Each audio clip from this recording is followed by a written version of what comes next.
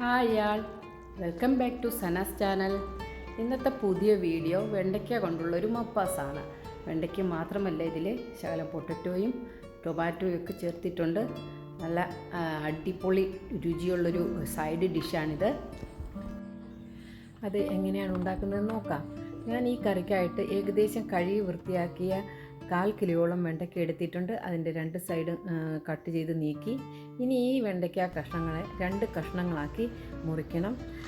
ഉള്ളിൽ കീടങ്ങളൊന്നുമില്ല എന്ന് ഉറപ്പ് വരുത്തണം. വെണ്ടയ്ക്കയെല്ലാം കഷ്ണങ്ങളായി മുറിച്ചു. ഇനി ഒരു ഫ്രൈ പാൻ എടുക്കണം. അതിലേക്ക് 2 ടേബിൾ സ്പൂൺ കോക്കനട്ട് ഓയിൽ ഒഴിക്കണം. വെളിച്ചെണ്ണ തന്നെ ഉപയോഗിക്കണം. എന്നിട്ട് അരിഞ്ഞു വെച്ച വെണ്ടയ്ക്ക കഷ്ണങ്ങൾ അതിലേക്ക് ഇട്ട് കൊടുത്ത് നന്നായിട്ടൊന്ന് വഴറ്റിയെടുക്കണം. ഇതിലൊരു ഒട്ടലുണ്ട്, അത് മാറാൻ വേണ്ടിയിട്ടാണ് വെണ്ടയ്ക്ക ഇങ്ങനെ വഴറ്റിയെടുക്കുന്നത്. ശകലം ഉപ്പും കൂടെ ചേർത്ത് കൊടുക്കണം. വെണ്ടയ്ക്ക ഷാലോ ഫ്രൈ ചെയ്ത് മാറ്റി വെച്ചു. ഇനി അതേ പാനിൽ തന്നെ ഒരു ചെറിയ സൈസ് പൊട്ടറ്റോ കഷ്ണങ്ങൾ നീളത്തിലരിഞ്ഞത് ചേർത്ത് കൊടുക്കണം. പൊട്ടറ്റോ കൂടാൻ പാടില്ല, അതുകൊണ്ടാണ് ചെറിയ പൊട്ടറ്റോയുടെ കഷ്ണങ്ങൾ മാത്രം മതി എന്ന് പറഞ്ഞത്. ഇനി പൊട്ടറ്റോ ഫ്രൈ ചെയ്തെടുത്ത അതേ പാനിൽ തന്നെ 2 ടേബിൾ സ്പൂൺ വെളിച്ചെണ്ണ ഒഴിച്ചു കൊടുക്കുക. ഇതിന് വെളിച്ചെണ്ണ തന്നെ ഉപയോഗിക്കണം, കാരണം ഈ കറിക്ക് ടേസ്റ്റ് കൂട്ടുന്നത് അതാണ്. അതിലേക്ക് 1 കപ്പ് ഒനിയൻ സ്ലൈസ് ചെയ്ത് ചേർത്ത് വഴറ്റി കൊടുക്കുക. അതിനുശേഷം മുഴുവൻ ഗരം മസാല ചേർക്കുക. ഇത് ആദ്യമായിരുന്നു ചേർക്കേണ്ടത്, രണ്ടാമത് ചേർത്താലും കുഴപ്പമില്ല. ഇതിലേക്ക് കറുവപ്പട്ട, 1/4 സ്പൂൺ പെരുംജീരകം, 1 തക്കോലം, 2 ഗ്രാമ്പൂ എന്നിവയുണ്ട്. ചേർത്ത സവാളയുടെ നിറം മാറി വരുമ്പോഴത്തേക്കും ഇതിലേക്ക് ഒരു 3 ഗ്രീൻ ചില്ലി 2 കഷ്ണങ്ങളാക്കി മുറിച്ചത് ചേർത്ത് കൊടുക്കുക. ഇപ്പോൾ തന്നെ നല്ല മണം വരുന്നുണ്ട്. അതിലേക്ക് ജിഞ്ചർ ഗാർലിക് പേസ്റ്റ് 2 സ്പൂൺ, ഇത് ചോപ്പ് ചെയ്തതും ചേർക്കാം. അതും ചേർത്ത് നന്നായിട്ടൊന്ന് വഴറ്റി കൊടുക്കുക.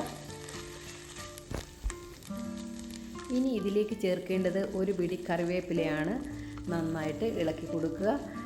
ചേർത്ത മസാലയുടെയൊക്കെ നല്ല മൂത്ത മണം വരുമ്പോഴത്തേക്കും ഇതിലേക്ക് 1/2 സ്പൂൺ മുളക് പൊടി, 1 സ്പൂൺ മല്ലിപ്പൊടി, 1/4 സ്പൂൺ മഞ്ഞൾപ്പൊടി, 1/2 സ്പൂൺ, ഞാനിവിടെ ചിക്കൻ മസാലയാണ്, ഇല്ലെങ്കിൽ ഗരം മസാല എടുക്കുക.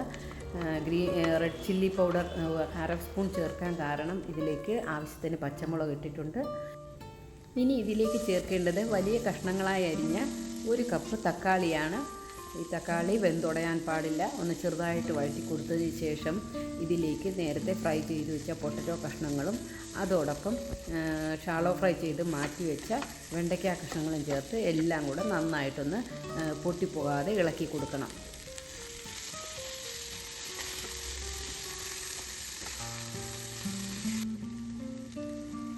എല്ലാം നല്ലതുപോലെ ഇളക്കി കൊടുത്തതിന് ശേഷം ഇനി ഇതിലേക്ക് ആവശ്യത്തിന് ഉപ്പ് ചേർക്കണം.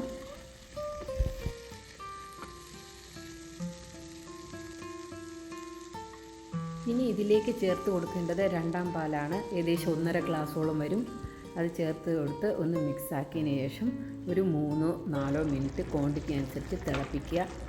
അതിനുശേഷം 1ാം പാൽ ചേർത്ത് കൊടുക്കുക. അത് ഏകദേശം ഒരു 1/2 ഗ്ലാസോളം വരും. 1ാം പാൽ ചേർത്ത് കഴിഞ്ഞാൽ കറി അധികം തിളപ്പിക്കരുത്, കാരണം പിരിഞ്ഞു പോവും. അത് 1 മിനിറ്റോളം തിളച്ചൊന്ന് വന്നതിന് ശേഷം പെട്ടെന്ന് തന്നെ സ്റ്റൗ ഓഫ് ചെയ്യണം. അങ്ങനെ നമ്മുടെ രുചികരമായ വെണ്ടയ്ക്ക മപ്പാസ് കറി റെഡി ആയിട്ടുണ്ട്. ഈ കറി ചപ്പാത്തിക്കും പത്തിരിക്കും പിന്നെ അപ്പത്തിൻ്റെയൊക്കെ കൂടെ കഴിക്കാൻ പറ്റാവുന്ന ബെസ്റ്റ് കോമ്പിനേഷനാണ്. ഈ വീഡിയോ നിങ്ങൾക്ക് ഇഷ്ടപ്പെട്ടിട്ടുണ്ടെങ്കിൽ ലൈക്കും കമൻറ്റും ചെയ്യാൻ മറക്കരുതേ. അതുപോലെ തന്നെ നിങ്ങളുടെ പ്രിയപ്പെട്ടവർക്ക് ഈ വീഡിയോ ഒന്ന് ഷെയർ ചെയ്ത് കൊടുക്കാനും, പുതിയ വ്യൂവേഴ്സ് കാണുന്നുണ്ടെങ്കിൽ സബ് ചെയ്ത് സപ്പോർട്ട് തരണം. അങ്ങനെ അടുത്ത വീഡിയോ വരുന്നവരെ ഞാൻ എല്ലാവരോടും ബൈ പറയുന്നു.